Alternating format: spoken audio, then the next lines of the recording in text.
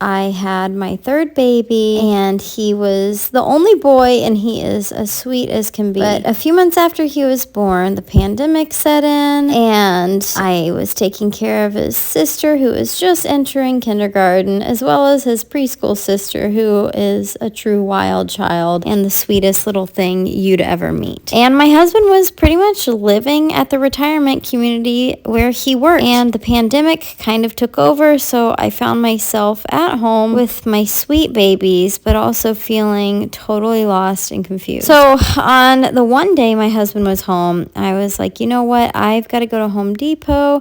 I need to get it was like a wood glue or something random. And so I said, I'm going to get in the car and just go by myself. And I got in the car, I headed to Home Depot, put my mask on, and I found myself standing in the middle of all of these power tools. I was having the best time just exploring all these different tools.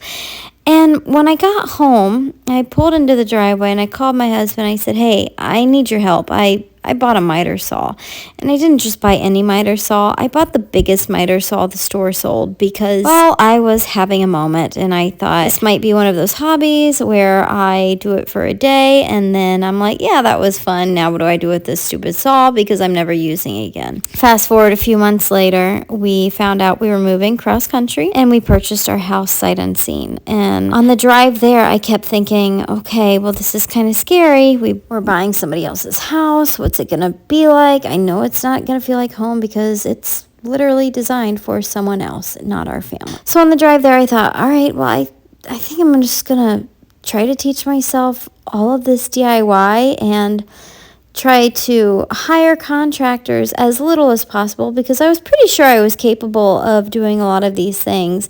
But I was going to have to do a lot of learning and educating. And the good news was I had a lot of time on my hands because of the pandemic. I was always home. So anyways, that miter saw is my most used tool nowadays.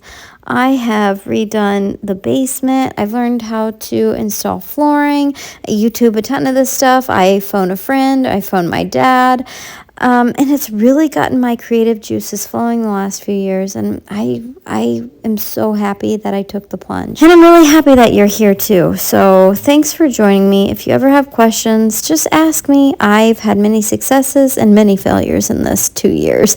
And I'm happy to share everything I've learned with you and answer any of your questions. Cheers.